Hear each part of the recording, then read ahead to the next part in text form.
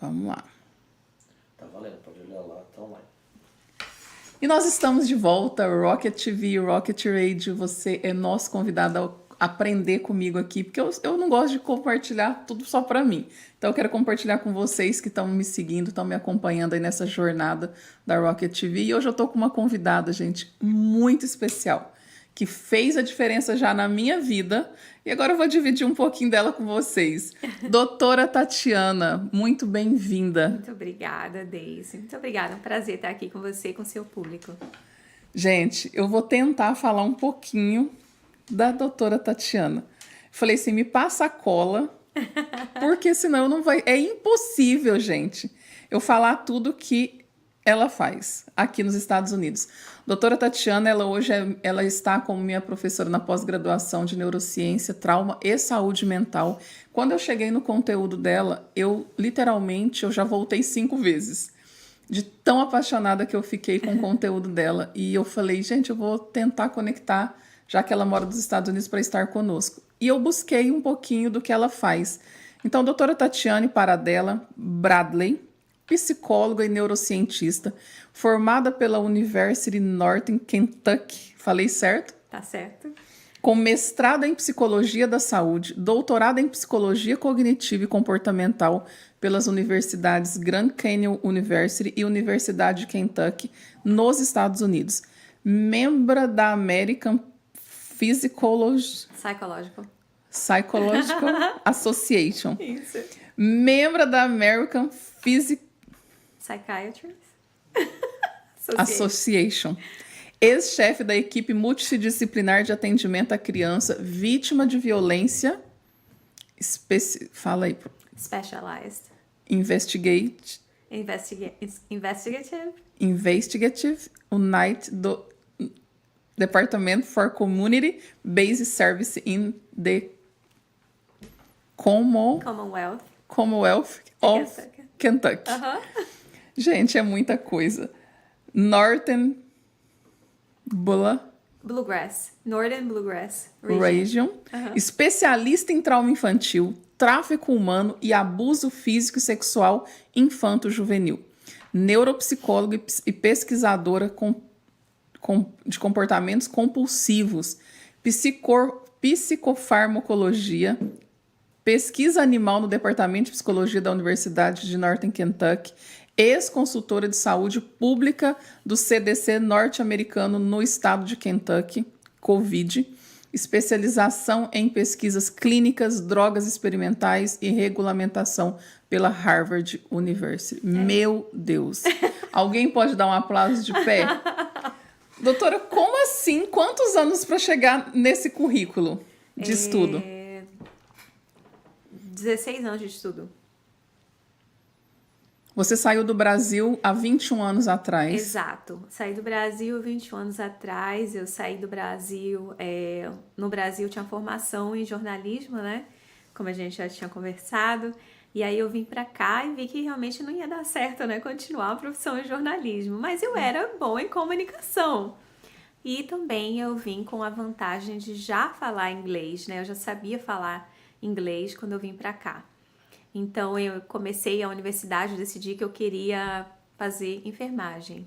E aí eu fiz enfermagem, só que quando eu cheguei, em mais ou menos um ano e pouco de faculdade, eu fui fazer a rotação de psiquiatria e daí eu me apaixonei por essa parte. E troquei o curso, fiz psicologia, e aí comecei, né, a fazer o bacharelado. No bacharelado eu já tive aquela exposição à pesquisa clínica, animal. E aí publiquei vários trabalhos junto com meus professores, orientadores. E segui, fiz mestrado. Sabia que eu queria sempre fazer alguma coisa relacionada à saúde mental, né? E também relacionada a drogas. E fiz doutorado e hoje eu trabalho com pesquisas clínicas experimentais, né? No decorrer desse processo eu trabalhei por 5 anos no governo do estado de Kentucky, né? Fazendo esse atendimento a vítimas de violência. E foi onde eu me apaixonei por trauma. Olha. Foi onde a gente começou realmente a viajar, navegar nesse mundo de trauma, né, do universo de trauma, o que trauma faz às pessoas, principalmente as crianças, né, e as famílias, como que essas famílias são afetadas, né, relacionada a drogas, álcool, né, o abuso físico, enfim, violência doméstica, tudo isso, né, o que tudo isso traz né, no início, no meio e no fim, né, o que causa as famílias, as crianças que perdem as famílias, os pais, a mãe, né, no caso, e os pais se separam dos filhos. Eu já, dentro desse trabalho, já tive que retirar crianças dos lares, muitas vezes, por conta dos abusos, né, ir para o tribunal, advogar pela criança, né, fazer testemunhos, né, pelas crianças, porque não era em benefício da criança permanecer com aqueles pais até que eles fizessem o processo de reabilitação, né, e que a criança pudesse voltar para casa e para o convívio com os pais em segurança, né, que a integridade física daquelas crianças estivesse, né, protegida, né, permanecesse daquela forma. Uau, que trabalho fantástico. Gente, nós tivemos um tempinho ali na mesa, né? E a gente chegou a essa conclusão, né? Ela alcança hoje muitas vidas com esse trabalho, né? Então, todo o seu esforço, todo o seu estudo, toda a sua dedicação foi para que os lares recebessem esse cuidado. Correto. Né? E uma das coisas que me chamou muita atenção na hora da aula foi quando você disse que trabalhou no acolhimento das vítimas de tráfico humano. E a gente às vezes pensa, nossa, será que existe isso? Então existe isso. É real. É real. É real. Infelizmente, os Estados Unidos é um país de primeiro mundo, mas também é o número 1 em consumo de tráfico humano, em consumo principalmente o infantil, né? Então, existem essas crianças e mulheres que são traficadas de países da América Central. Uau. E que realmente vem para cá por causa da questão da pobreza, que é muito grande, né? E muitas vezes essas pessoas da América Central não veem outra forma de sustentar a família deles que não seja vender um dos seus filhos ou alguém para poder receber aquele dinheiro, e por questão de subsistência mesmo, é o extremo do que o ser humano chega a fazer para poder sobreviver, né? Então, essas pessoas são traficadas, vêm para cá ilegalmente, dentro de navio, de container, enfim, os coiotes, né, que trazem essas crianças. Muito que já passou naquele filme, né, Os Sonhos da... Como é que é o nome do filme? Agora eu esqueci. Sonhos de alguma coisa, Sounds of Innocence, alguma coisa assim, os sonhos da inocência, as vozes da inocência, que mostra realmente como que é essa realidade, né, de tráfico de crianças que são prometidas uma carreira de modelo, de serem famosas aqui nos Estados Unidos. Olha. E aí os pais deixam as crianças lá. Quase então que vem com consentimento. Essas pessoas botam essas crianças dentro do carro, Deus. Já drogam essas crianças, colocam no container. Quando as crianças acordam, já estão aqui nos Estados Unidos, e essas crianças são vendidas para os pedófilos, né? E se tornam realmente escravas sexuais dessas pessoas, né? Meu caso Deus. Que está por aí falando muito do Jeffrey Epstein, né? Que ele fez isso. Tem as ilhas, né? Que levam essas crianças para esses lugares, né? Que são secludos, né? Ninguém consegue ter acesso a isso, que não seja de barco, ou acesso é muito difícil. E realmente essas crianças ficam lá perdidas para os pais e ninguém sabe onde estão, por anos sendo abusadas e drogadas, né? Até que elas realmente se submetem ao abusador, né? Para poder ganhar simpatia e ter um tratamento melhor, elas realmente passam a agradá-los, a querer agradá-los, é mesmo... O psicológico delas, né, se adapta a isso, para não sofrerem maus tratos. Então elas vão querer ficar no lado, né, deles, bonzinho deles, para que agradam, né, o abusador, para poder receber um tratamento melhor, comida melhor, né, os privilégios. Senão elas voltam para o quartinho escuro onde ficam, né, o colchão no chão, enfim, a comida que é racionada. Recebem um tanto de comida e só servem, né, para realmente serem escravas sexuais dessas pessoas. E aí, quando eles cansam dela, eles vendem para outro, passa para outro, né, quem oferecer. É um comércio. É um comércio, existe, é real, infelizmente.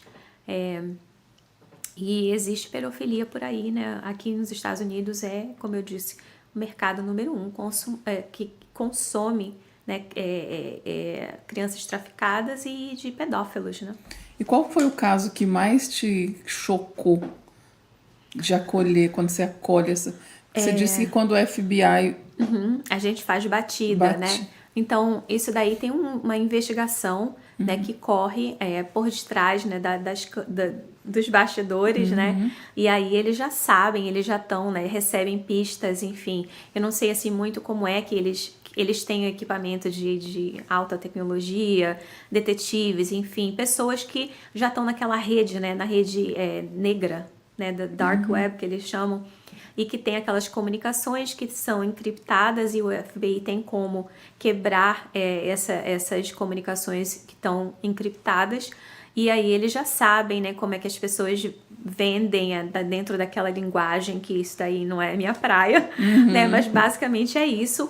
Então eles já sabem onde vai ser o encontro, onde que vão estar, ou eles estão de olho assim naquela determinada população que tem essa atividade muito grande, né, na rede negra, enfim, dentro desse comércio de pedofilia. E aí eles definem que região que vai ser, onde que vai acontecer, eles já têm aquele plano todo traçado. E aí eles pedem, né, o apoio da polícia do estado, para poder, que é o número de policiais, né, para aquela batida, digamos assim, nem sempre é um número que eles precisam, às vezes eles precisam de um suporte extra, e aí a polícia do estado trabalha, todo mundo se une, né, eles falam, olha, a gente tem, isso daqui vai acontecer tal dia, a gente vai precisar de apoio, a gente precisa de psicólogo, assistente social, do governo do estado, quem é que pode dar esse apoio? E aí o governo fala com a gente e diz, olha, isso aqui vai acontecer tal dia, eles precisam de tantas pessoas. Você pode ajudar ou não pode?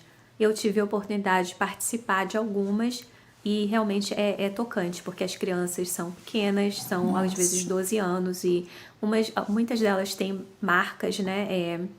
Elas são marcadas igual a gente marca gado, né? Meu Deus. Com a sigla Que ponto que o ser humano chegou? do cafetão, né? Que é dono delas.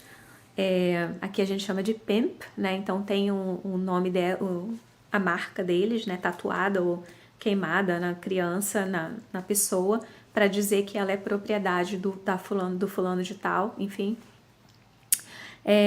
Despersonalizadas, muitas vezes, né, essas crianças não sabem, já estão há tanto tempo nisso, que não sabem, esqueceram quem elas são, de onde vêm, realmente não tem, assim, aquela identidade, né, delas. Retirada de uma forma brutal, às vezes já estão nessa vida já há algum tempo, desde pequenininhas, e assumem a identidade que é dada para elas, o nome delas muda, né? Muitas vezes tem identidade falsa, diz que ela tem mais da idade do que aparenta. Uma delas, ela andava com uma identidade que tinha 18 anos, mas na verdade elas tinham 12 e a outra 10 anos de idade. Essas daí vieram da Guatemala. Muita gente da Guatemala. Muitas meninas da Guatemala. El Salvador, né? Esses países.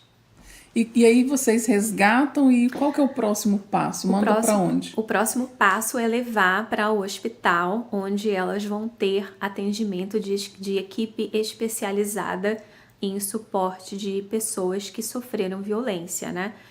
Violência sexual, para ver se tem alguma coisa errada com elas, se elas precisam de primeiros socorros, de primeiros cuidados, né? Sim. E aí, feita essa avaliação, elas são levadas para abrigos, e aí dentro desses abrigos, aí elas vão falar com uma assistente social, elas vão ser levadas ao que nós chamamos de Children Advocacy Center, que é onde elas vão receber todo aquele cuidado médico, cuidado psicológico, assistente social, enfim, até mesmo de recolocação ou redistribuição, se elas lembrarem de onde elas são, né, para poder direcionar de volta para casa. Se não, aí fica o governo do estado fica responsável por essas vítimas, né, até que a gente consiga fazer como é que se diz? A repatriação dessas pessoas, né? A gente entra em contato com pessoas do país dela, do governo delas, e aí diz, olha, fulano de tal, que diz que o nome dela é tal e tal, a família tal, mora nesse lugar, e aí as pessoas do governo vão tentar localizar a família para fazer esse contato. Muitas vezes essas famílias têm parentes aqui nos Estados Unidos, e aí a família entra em contato com os parentes aqui e esses parentes tomam a guarda provisória dessas pessoas até que a gente faça a repatriação, né? A gente solicita certidão de nascimento do país delas, aí mandam para cá para que elas possam ter uma documentação. E como que elas reagem nessa reconstituição da identidade? Vocês já viram algum caso de reconstrução emocional? Ou só devolve e aí vocês perdem o contato? E como que... Você já teve A gente devolve e perde meio que o contato, na maioria das vezes. Mas é interessante porque essas pessoas estão já com o sistema nervoso delas tão abalado, tão congelado, que existe um processo de dissociação muito grande dessas vítimas. Elas realmente esquecem a identidade delas e assumem aquela outra identidade, esquecem o nome delas, esquecem. Então, existe o processo de traumatização, é tão grande que existe realmente esse processo muito forte de dissociação, né? Você acredita que elas voltam e elas voltam a viver, a seguir abusadas? Demoram. Provavelmente, né? Provavelmente é difícil dizer, né? Porque a gente não segue, não continua, né, aquele processo com elas de, na verdade, reconstrução daquela identidade, resgate, na verdade, daquela identidade. Então, é um processo complicado, né, de dizer. Muitas não conseguem se recuperar nunca, passam a vida inteira, né, sofrendo essa retraumatização. Estresse pós-traumático. O estresse pós-traumático, claro, o estresse pós-traumático. Outras, quando tem aquele apoio da família, né, consegue melhorar um pouco, mas sempre a dor acolhimento, o acolhimento. O acolhimento é muito importante, né? Então, por isso que eu até conversei com você, os primeiros contatos, né, a forma como os policiais resgatam essas pessoas, essas vítimas, esses sobreviventes, né, desse abuso sexual, é muito importante. Esse primeiro contato, ele é primordial. Ele vai determinar várias coisas. Uma delas é a revitimização, o potencial dessa revitimização, né? Por quê? Porque se esse policial for entrevistar essa criança para perguntar o que aconteceu, quem são aquelas pessoas, etc e tal, essa criança depois vai ter que repetir essa mesma história para outras pessoas. Então, aqui nos Estados Unidos, a gente tem o nosso guia, né, o nosso protocolo é que policiais nunca perguntam para essas vítimas o que aconteceu. Só colocam elas em segurança e a gente é que faz essa parte, né? Uau. Então, a gente já são preparados para não fazer elas viverem a dor novamente. Exato, existe já um protocolo de atendimento, né? Então, a primeira fase é realmente só resgatar essas crianças dessa situação de perigo, trazer para a segurança física. Feita a segurança física, a gente entra no processo e faz, né, o processo de colocar em segurança emocional. Uau. Né? Então, existe esse protocolo, que é o que eu já tinha falado para você, que eu acho que a gente tem que disseminar isso para o Brasil, porque a gente tem muito isso no Brasil, né? Infelizmente, é uma coisa que não é muito falada lá, né? A gente sabe que esse processo de prostituição infantil, né, é muito grande, né? O tráfico infantil, né? O tráfico sexual infantil, ele é muito grande. Eu falei para a doutora, gente, que o meu trabalho é cuidar das famílias para não chegar nesse lugar. Ela falou, Deise, e realmente eu aprendi na aula dela que um pai traumatizado, o filho na barriga já carrega as células danificadas. Explica direito.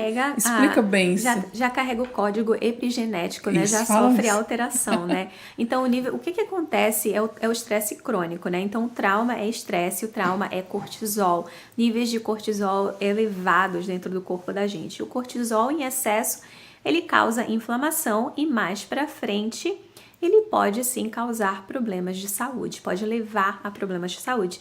Isso a gente tem evidência, né, através do estudo do ACEs, que é um dos maiores estudos em trauma que a gente tem, né? Em estresse crônico também, nunca existiu nenhum outro assim maior do que esse, né? Então, esse estudo foram mais ou menos 18 mil pessoas que contribuíram com o estudo dos ACEs e não foi ainda replicado. Nenhum estudo com relação a trauma nessa magnitude foi replicado ainda, ou foi refeito. Então, a gente usa assim como base o estudo de Felice de 1985, que é o de ACEs. Meu Deus. Gente, eu imagino assim, porque eu atendo pessoas que passaram por traumas, por abusos, e quanto ainda vive. Eu até fiz uma pergunta essa semana para uma mentorada minha, e eu falei para ela falou, não, eu não vivo mais o abuso físico. Aí eu falei, será que não? Aí eu fui pontuando as coisas, ela falou, nossa, eu não tinha percebido. Ou seja, é tão natural que já nem vê. A pessoa, aquilo vira um normal, né, da vida dela. Então, a pessoa também gosta sempre, a pessoa vítima de trauma, né, o sobrevivente de trauma, ele gosta de procurar aquilo que é normal para o sistema nervoso deles. Então, se o caos é aquilo que é normal, que ele está confortável, porque ele cresceu naquele meio, é aquilo que ele vai buscar. Né? A mesma coisa funciona para relacionamentos abusivos. Se você cresceu dentro de uma família que tinha um relacionamento abusivo, aquilo é o normal, você cresceu vendo aquilo. Então, de repente, você nem vê aquilo que está acontecendo com você dentro do teu próprio relacionamento. Você busca o normal, né? Quando a gente não tem nada diferente, a gente não sabe que é anormal, diferente, né? Então, isso é. Mas, continuando a questão do cortisol, o cortisol causa inflamação.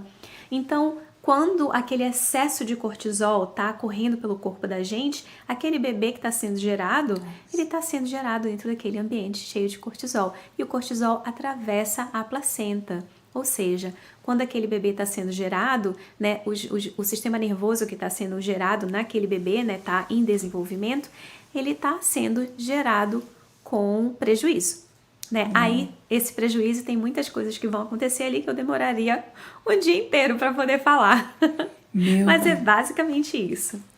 E aí já nasce literalmente dentro do...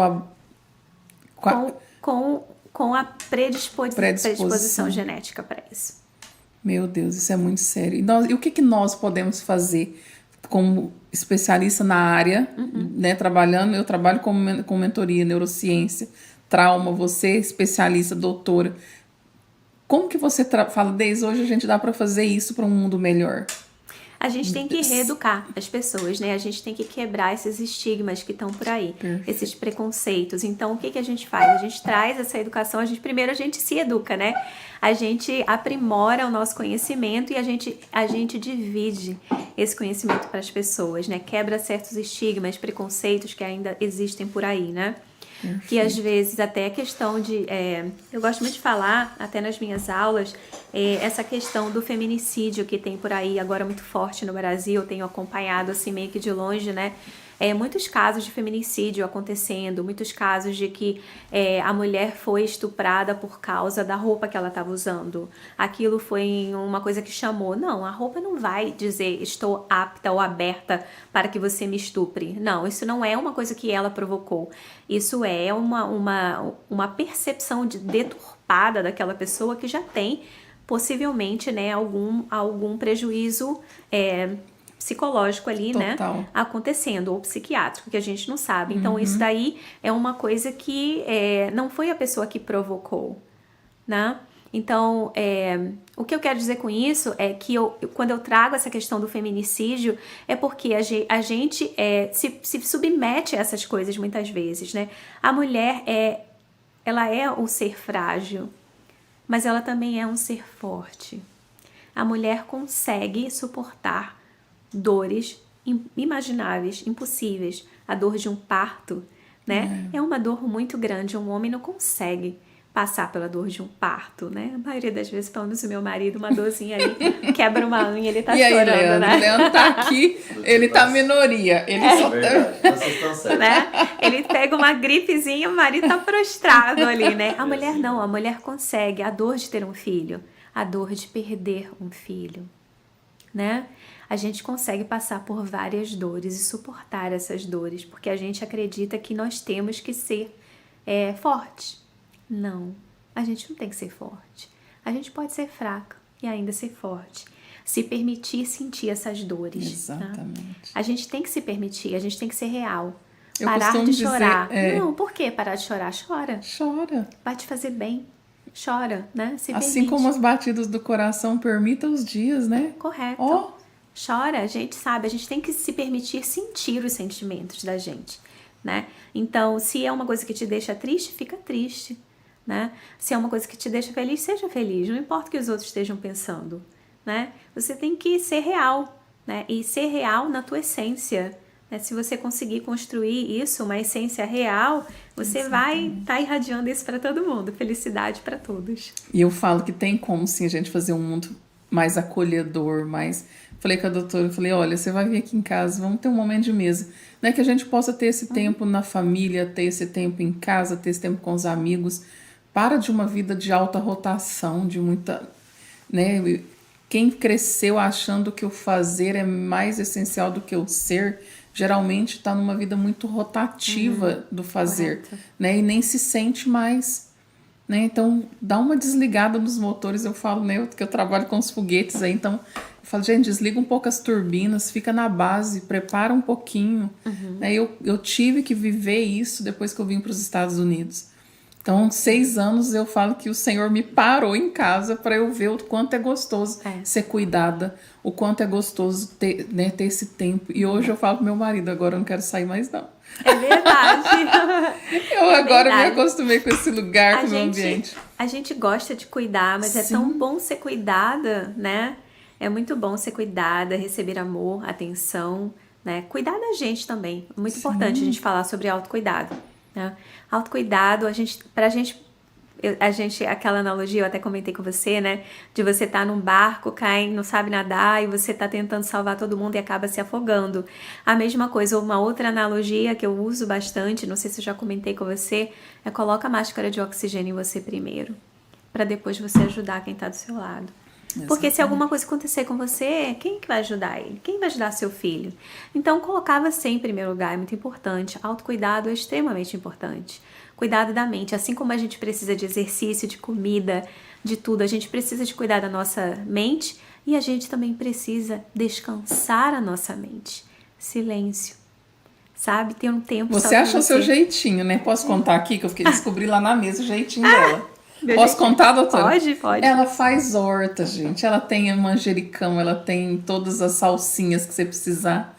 Por quê? É uma terapia para ela, é um tempo de descanso, um tempo que você se conecta com você. Ela falou, Deise, eu amo mexer na terra, eu amo cuidar das minhas plantas e daquilo que... Tomate, ela falou, tô colhendo tomate. É verdade. Né? Aí eu perguntei a idade dela, não vou contar aqui. Mas eu falei assim, eu tô chegando nesse ponto. Eu ainda não tenho minha hortinha, mas... Fiquei tão feliz. Eu falei, gente, eu tô comendo o meu tomate que eu plantei. Olha aqui, que delícia, né? Então, é bom, é gratificante. E outra coisa, fazer horta, você não precisa pensar. É só meter a mão na terra, mexer lá e colocar a plantinha, botar água, né? E sol, ver o crescimento. E ver crescer. Eu falo que a natureza por si só já mostra como que funciona. A natureza é maravilhosa. Cuida da terra, que a semente está inserida. Exato. E jogue água. Cuide dela, bota água, sol. E só precisa de pouquinha coisa para crescer e dar fruto. Só precisa de amor. Amor. Pouquinha coisa. Pouquinho de cuidado vai crescer e vai dar fruto. Né? E eu falo que um dos meus maiores... o que mais acontece com os meus clientes é porque o acolhimento que eu trago aqui dentro da mentoria, eles florescem. E eu vejo eles faturando mais, e eu vejo eles desenvolvendo melhor. Aí eu falo, gente, tudo... Eu tenho um caso de um cliente específico que ele fala, veio ele e a esposa, né? Eu atendi eles por um período, os 2, e ele falava com a esposa, olha, a Deise viu em mim o que você ainda não tinha visto, e agora eu floresci. Mas a maioria das vezes, quando a gente tem desentendimento ou quando as coisas não acontecem da forma que a gente queria, é a falta de comunicação. Às vezes a gente acha que a pessoa tem que entender aquilo que a gente está pensando. Bem, mas se você não verbalizar, a pessoa não vai adivinhar. Aí às vezes a gente fica com raiva, porque a pessoa não entende aquilo que a gente está tentando comunicar. Mas o problema é que o nosso cérebro, lá dentro do nosso cérebro, a gente tem estruturas que uma fala com a outra. Então, a forma como você... Eu comprei o meu cérebro depois da sua aula, tá? A forma como a gente comunica, ela é entendida diferente com a outra estrutura, que é a percepção, que é o entendimento daquilo que você comunicou. Então, se você não verbaliza, aquela outra estrutura não vai entender. Então, peraí. Mas você não sabe? Você não olhou pelo meu olhar? Não. A comunicação não verbal, ela fala muitas coisas, né? Mas quando você realmente verbaliza aquilo que você está sentindo, a tua ideia ou a tua percepção, tem um pouco de poder, né? E aí a gente meio que... a gente acaba... clarificando? Não, é clarificando, né? Eu tô tentando pensar. Clarificando aquilo que não foi esclarecido, né? Antes, então tá tudo certo. É isso mesmo, né? Não tô imaginando ou tentando, né, captar aquela mensagem, né? Então, quando você verbaliza, tá tudo certo. As cartas estão na mesa. Eu costumo chamar isso comunicação eficaz, né? Comunicação Eu falo, eficaz. gente, uma comunicação eficaz é tão essencial em todos os ambientes, nas amizades, né? Ontem o Leandro estava mexendo aqui nos computadores e ele falando, Deise, mas você fala desse jeito, você xinga. Eu falo assim, às vezes eu preciso. É uma comunicação eficaz para aquele momento, para eu chamar a atenção, né? Então, cada ambiente você deve usar uma comunicação eficaz para o objetivo que você quer. Se é com seu marido... Aprenda a comunicar com eficácia. É o que funciona. Né? Linguagem do amor tá aí para todo mundo aprender. Durante muito tempo, eu e ele era comunicação ineficaz, porque a linguagem de amor dele era toque, o meu não. Né? Quem já viveu abuso físico não é o toque. Então, eu vivi o abuso físico, eu não queria o toque. E ele queria tocar. E ele era toque. Então, eu não queria toque, eu não tocava. O meu era tempo de qualidade. O que ele menos queria era conversar. Aí não dá, né? Não, Quando então, a gente não comunica essas coisas, né? Então ele tem que respeitar também o tempo das pessoas, né? Então a gente tá pronto para determinadas situações. A gente vai se arrumando ou se adaptando a determinadas situações, né? Então realmente quando você passa por um tipo de abuso físico ou até mesmo qualquer tipo de abuso sexual ou físico, né? O toque é a última coisa. É a última coisa que a gente reabilita nas vítimas desse tipo de abuso. Então, realmente, é um trabalho que você tem que estar em segurança para depois você começar engatinhando, né? Passinhos de bebê, engatinhando e mesmo. aí não vai ser o primordial do amor, do afeto. Né? Então, precisa ter essa consciência. Eu não sabia. E eu nem sabia para mim, tampouco, como que eu comunicaria com ele. Né? Então, eu falo, hoje esse... desvendar muitas coisas no ser humano é essencial. Eu costumo falar assim que eu sentei na cadeira da humildade para aprender isso sobre mim. Mas é uma desconstrução. Desconstrução. Né? Total. Porque você tem que descer muito muro de proteção. E eu subi esses muros como proteção. Então eu precisei falar, não, vamos tirar esses muros que eles estão atrapalhando a comunicação. Né? E o bloqueio que a gente traz das raízes de dores, aí entra a rejeição, entra o abandono, entra um monte de coisa. Falei, meu Deus. Então eu comecei a estudar isso. Eu falei, não era para os outros, era para mim. Era para você. Né? E aí eu vi o quanto melhorou minha casa. Falei, gente, hoje eu fico atrás dessas pessoas para eles. Gente, vocês precisam falar mais, porque vocês demoraram a chegar em mim. É verdade. Mas né? quando melhora pra gente, né? Quando muda, realmente a gente tem aquela evidência dentro da nossa própria casa, a gente quer disseminar isso, quer que todo mundo tenha a mesma coisa. Quando é bom pra gente, tem que ser bom pra todo mundo, né? Isso, é o que eu falo. Eu agradeço muito a Thelma Abraão, né? Que desbravou aí essa pós-graduação, que foi através dela que eu cheguei até você, o seu conteúdo, o seu material. E agora eu tô assim, quero mais. Que bom. Eu tô muito assim, recente com ela e eu quero mergulhar mesmo no conteúdo que você carrega, naquilo que você traz. Ela tem um conteúdo para criança, salvo engano, você tá lançando agora esse mês. Então, a gente teve que... Eu te falei que eu tive Covid, né? Sim. Então a gente ficou atrasado. Ah, tá. Né? Então eu tô terminando o primeiro curso agora. E aí esse curso que era para sair esse mês não vou conseguir por causa do Covid. Eu demorei para me recuperar, então demorei um pouquinho. Aí o meu curso corrente agora atrasou 2 semanas. Então com certeza eu só vou lançar para o mês que vem. Com certeza, porque eu tenho que finalizar algumas coisas e também priorizar, né, a minha saúde primeiro, porque se eu não tiver 100%, como é que eu vou poder me doar 100% para as pessoas, né? Não tem como. Então a gente deu uma atrasada por conta disso. Então a gente tá saindo aí, eu creio que é um material fantástico, né? Tá com a cara linda lá, eu entrei lá. Você entrou no site? Eu entrei. Ah, que legal. Eu e Leandro, onde ficamos, né, Leandro? Gente, vamos ver tudo que ela faz aqui. E a gente ficou encantada, e a esposa do Leandro, que trabalha com criança, falei, nossa, vamos passar para ela, que ela precisa já olhar isso aqui. É o TheraPlay. Então, o nome é TheraPlay. Então, o que é o TheraPlay? É a terapia do brincar. Só que o TheraPlay é um recurso que a gente utiliza para reabilitar os pais dessas crianças que sofreram abusos, mas são os pais que não foram abusadores, tá? Tem que ser ou a mãe, né? Geralmente mais a mãe, né? Para ensinar esses pais a reabilitarem as crianças dentro de casa. Terapia é caro, a gente sabe disso, né? Sessões de terapia, seja pelo convênio ou seja particular mesmo, muita gente não tem como custear isso, né? É caro, né? É caro. Não tem o que discutir. E às vezes o plano de saúde, o seguro de saúde, ele limita a certo número de sessões, né, que você pode ter. Aí eles reavaliam isso daí depois e te dão ou não mais sessões para você continuar. Muito bem, a gente quer que todo mundo tenha acesso a isso. Uau. E o TheraPlay, você utiliza coisas que você tem em casa. É uma continuação desse processo de reabilitação, mas que os pais fazem com os filhos dentro de casa. Então, você não tem que sair para comprar brinquedos terapêuticos ou nada disso. Você vai utilizar bolinhas de algodão, você vai utilizar lápis de cor que você tem em casa, barbante que você tem em casa que você amarra a carne ou as pernas do frango para poder colocar dentro do forno. Coisas assim, desse tipo. Sabonete, o próprio toque do sabonete no banheiro, que você tá passando sabãozinho na criança. Então tem várias coisas, né, que a gente utiliza. Areia, né? Brincar com areia, enfim, pintura, textura, tudo isso que você pode fazer, né? Aquele Play-Doh que é massinha, colorida, né? Brincar com as crianças, enfim, coisas que você pode fazer dentro de casa.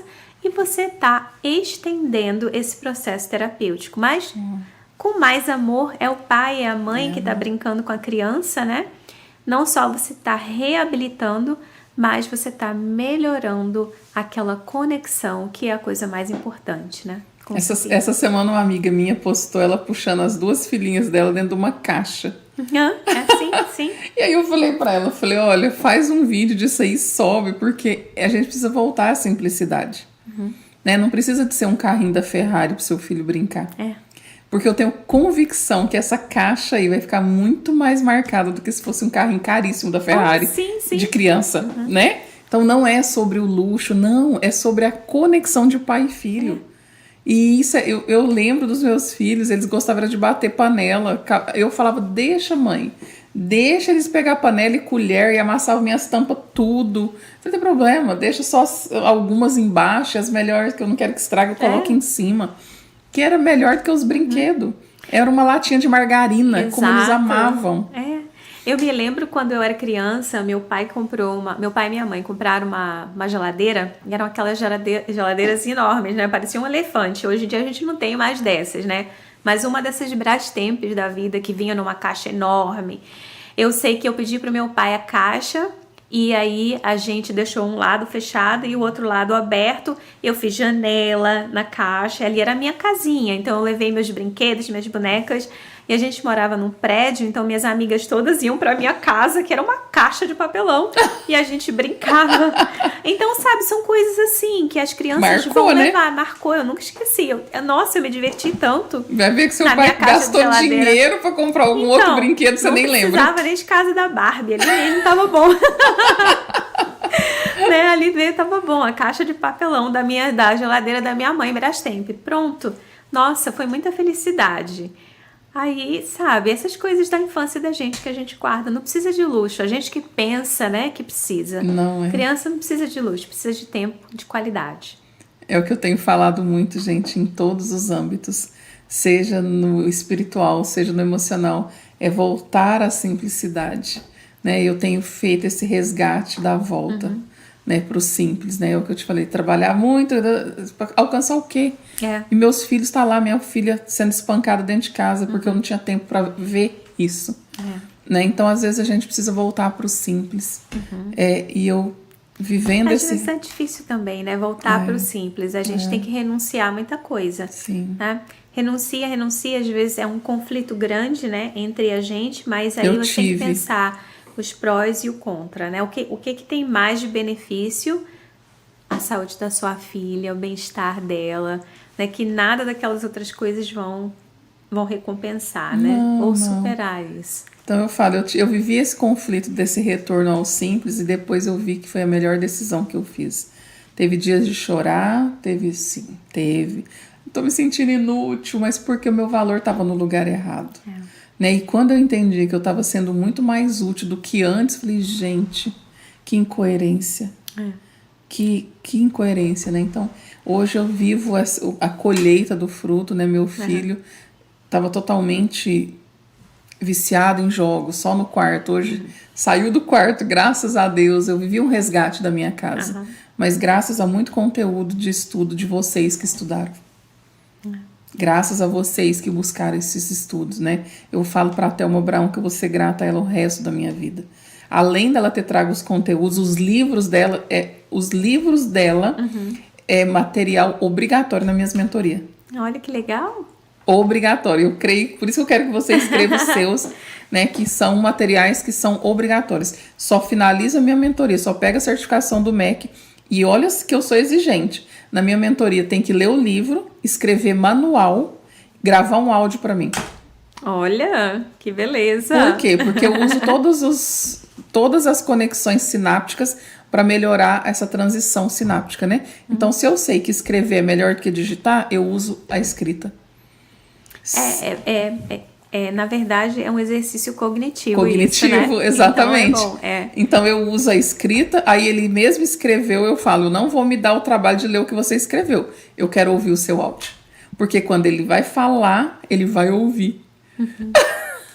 Então, eu uso todos os sensores dele, da pessoa, para a ressignificação dela. Porque quando ela lê o livro, que ela fala, nossa, isso aqui fez sentido para mim, e eu falo, anota só o que fez sentido para você. E ela vai anotar e vai trazer para mim. E através do que ela traz, eu sei a ferramenta que eu vou usar. Que interessante. Então, eu tenho feito esse trabalho e tenho visto o resultado. Né? Muito positivo e muito rápido. Que bom. Muito rápido. Que bom. Bem, os seus mentorandos, eles são muito sortudos em terem você. Eu tenho sido assim, eu falo para a Thelma, né? Então, esses conteúdos, por isso que eu falo, isso aqui, quando eu descubro, eu trago para eles. Né? Eu falo, gente, ó, isso aqui tá me ajudando, vai ajudar você. Né? E se a gente aprender isso, fala, gente, o que foi bom para você? Vamos disseminar isso. Por experiência, né? A gente aprende por experiência, a gente consegue depois identificar o que é bom, o que não é, ou o que pode dar certo para outra pessoa e fazer essas sugestões, né? Porque a gente tem que ver que nós somos seres diferentes, todos nós, né? Então, aquilo que funciona para um pode não funcionar para o outro. É aquilo que a gente fala sempre em terapia de trauma.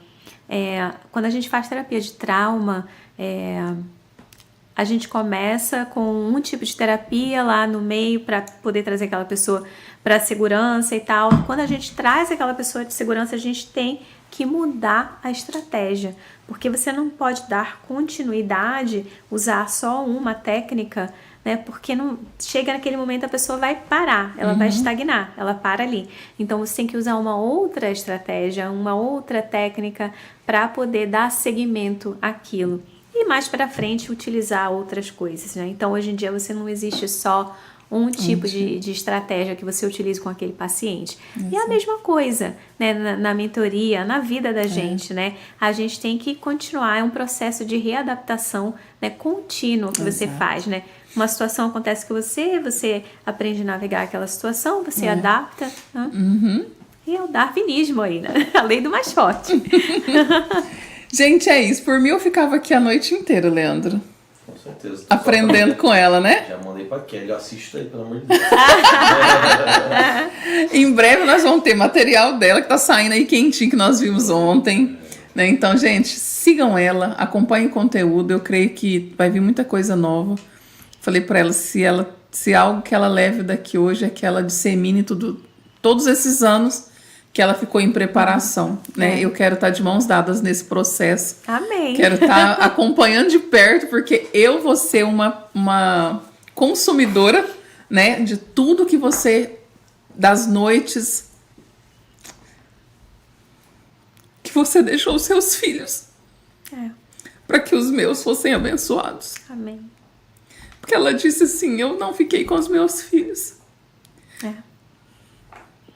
E para que você talvez tivesse o material que ela vai soltar. Obrigada. Muito obrigada. Você é muito querida. Muito Conte obrigada. comigo. Muito obrigada. Vai valer a pena todo o seu esforço.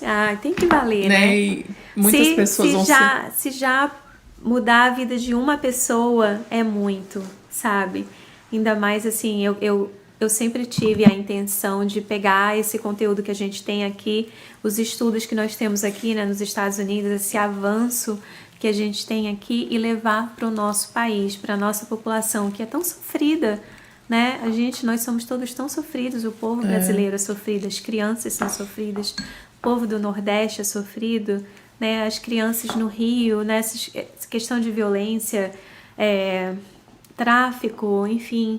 Toda essa podridão que tá por aí, que a gente não sabe como lidar, né? E a gente poderia estar em um lugar muito melhor hoje, porque nós somos trabalhadores. Brasileiro nunca desiste, a gente continua até não poder mais. A gente leva paulada, mas levanta, né? E vai. Tem uma resiliência. Novo, né? Tem uma resiliência natural.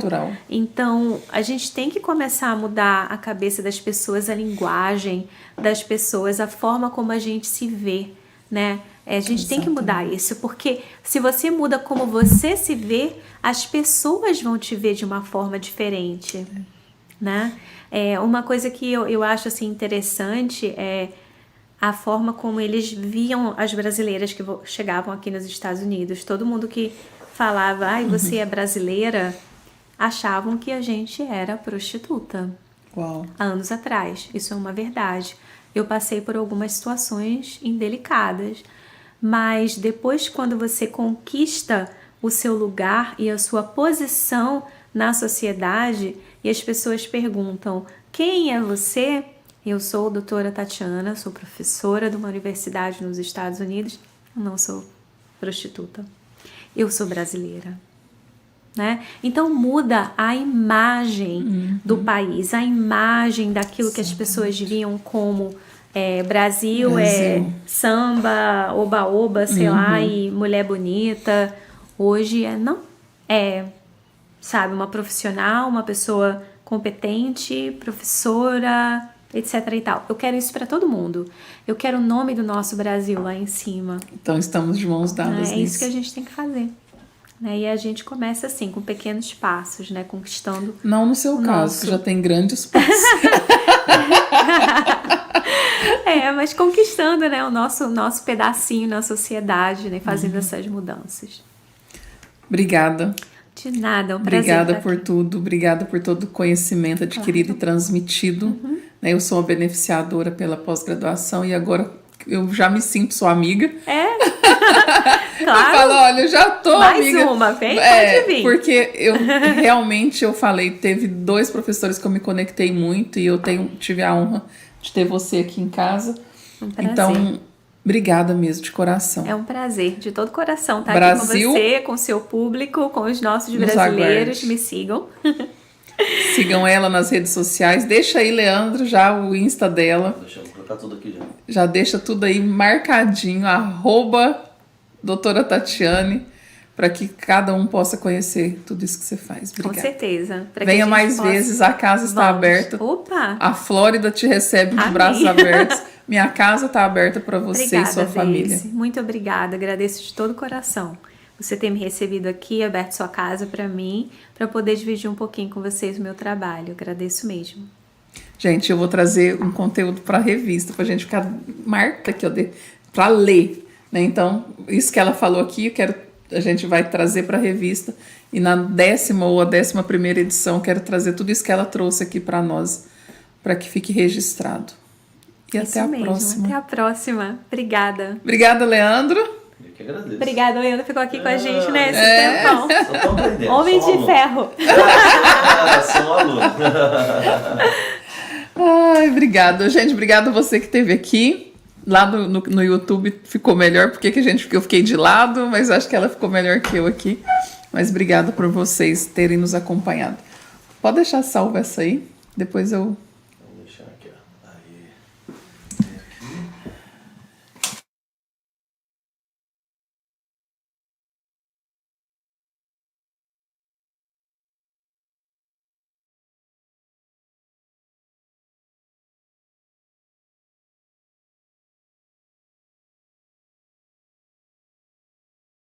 Comigo, Senhor. Eu quero ouvir a tua voz. Eu só quero ouvir a tua voz nesse lugar, Senhor. Fala comigo, fala, Senhor. Decidi te obedecer por amor. Eu preciso aprender o caminho. Eu preciso